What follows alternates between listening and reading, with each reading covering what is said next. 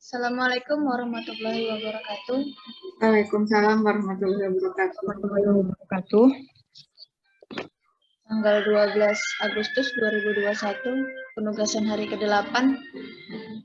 Materi kitab peran dan kedudukan PNS dalam RI. Penugasan kelompok di sini membuat best practice instansi pelayanan publik. Kita memilih bansos di dinas sosial, pembagian bansos di dinas sosial. Jadi di sini peserta diminta untuk melakukan analisis terkait dengan PP, WOG, dan MISN. Di sini ada Putri Aulia, ada Neni Mulyani, dan saya sendiri Endang Sari. Berikut adalah video yang akan dianalisis. Bantuan sosial periode Mei hingga Juni 2021 akhirnya cair untuk keluarga penerima manfaat di Provinsi DKI Jakarta. Namun, potensi penyelewengan pemberian bantuan sosial tetap terbuka karena Koalisi Reformasi Perlindungan Sosial atau KRPS telah mengadukan 461 berkas ke Ombudsman RI karena diduga bantuan sosial selama periode April hingga Juni tahun lalu tidak tepat sasaran. Untuk membahas temuan koalisi sudah bergabung bersama kami Koordinator Koalisi Reformasi Perlindungan Sosial atau KRPS, Dika Muhammad. Halo, selamat malam Mas Dika. Iya, malam Mbak Kartika. Iya, halo. Mas, ini ada temuan yang kemarin dirilis ada 461 laporan yang kemudian diberikan dari koalisi Anda ke Ombudsman. Sebenarnya seperti apa bentuk-bentuk dari penyelewengan bansos yang ditemukan atau yang ada warga yang melaporkan kepada Anda?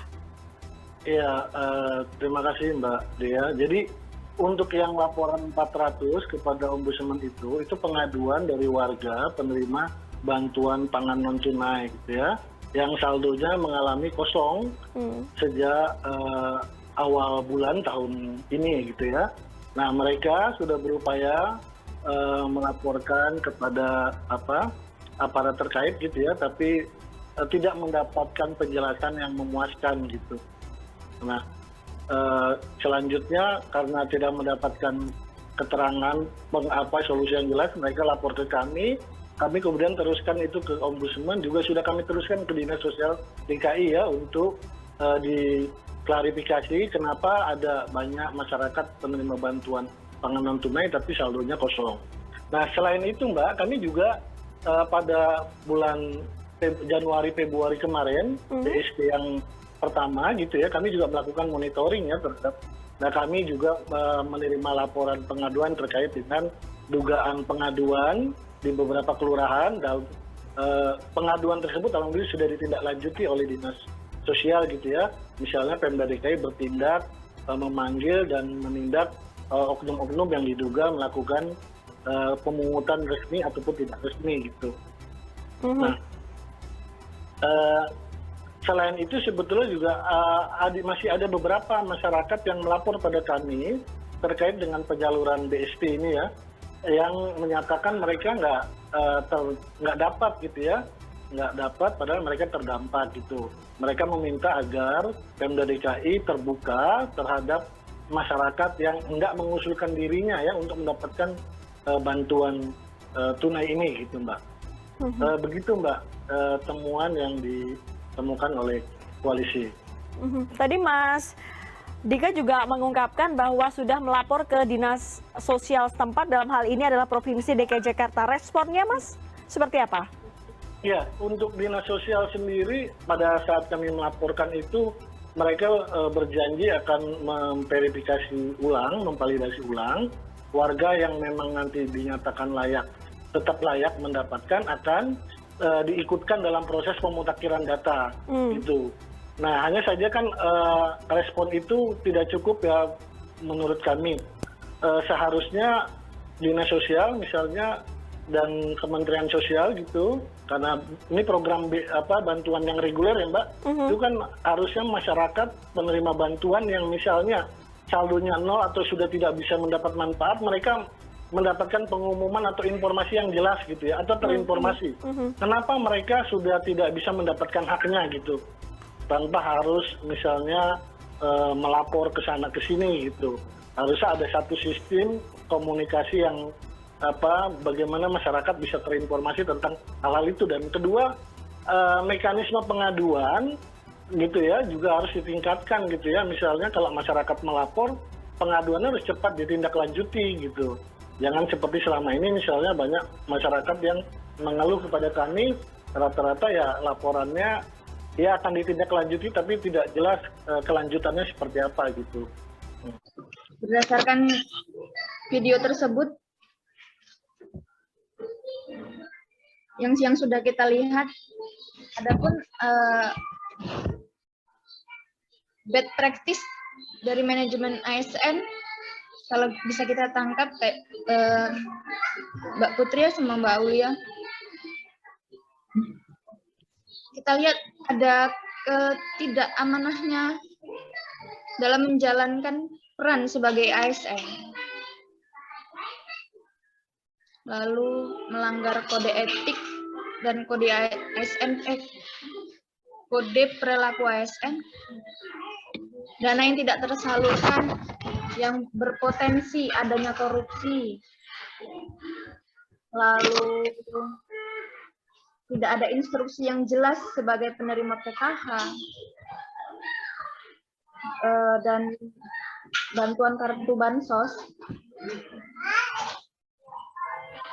lalu bansos yang tidak tepat sasaran pun,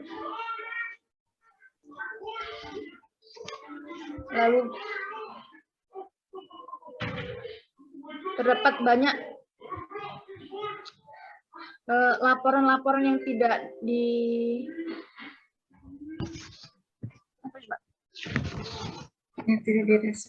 Laporan yang tidak direspons.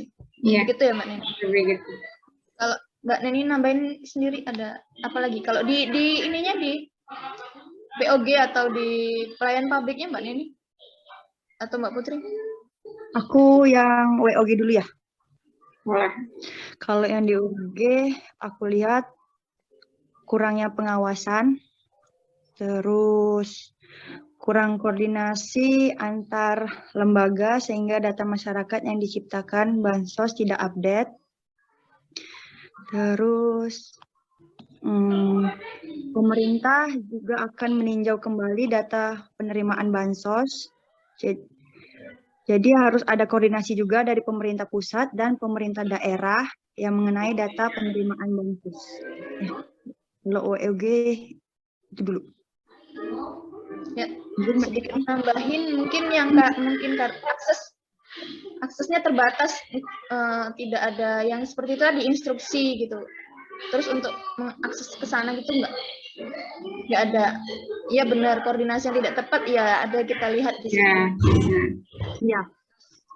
Soalnya kan biasanya kan pemerintah pusat dapat data tuh dari pemerintah daerah gitu ya, daerahnya, dinas sosial daerah.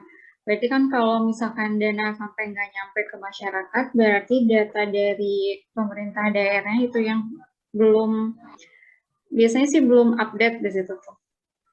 Jadi dari pemerintah daerahnya juga harusnya ke setiap kelurahan atau mungkin dari kelurahan ke RT RW-nya juga itu mestinya ada koordinasinya juga. Jadi datanya harus data yang terbaru. Soalnya kalau misalkan data yang sebelumnya atau mesti seharusnya dari pusat juga ada yang turun juga gitu.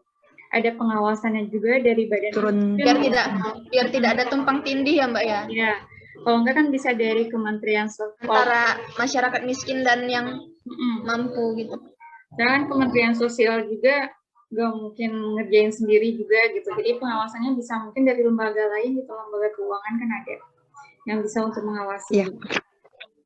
Itunya sih yang penyalahgunaan wewenang juga bisa masuk ya di dalam video itu. Bisa sih. Jadinya tuh mekanisme pengaduan yang tidak efektif.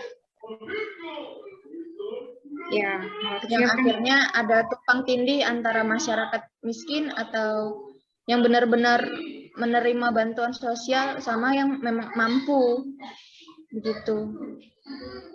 Ya, sama kan kalau di Jakarta juga ada sistem yang untuk sistem online. Jadi masyarakat tuh bisa daftar untuk mendapatkan BLT kan atau bansos di situ.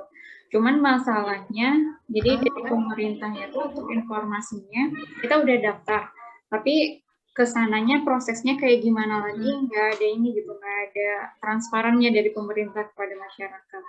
Jadi kita tahu udah diproses sampai mana nih kita ngajuin BLT gitu. Prosesnya udah sampai mana, apakah kita jadi ujungnya kita beneran dapet apa enggak kan masyarakatnya nggak tahu. Paling di situ juga mekanismenya kurang. Kalau dari pelayanan publiknya, tadi kita lihat kayaknya tidak transparan ya. Ya, betul. Yang barusan ya aku bilang tuh itu penerjemah ASN. Ya. Banyak laporan yang tidak ditanggap, Tidak cepat tanggap ya benar. Cepat tanggap. instruksi tidak jelas, atau informasi sebagai penerimaan PKH.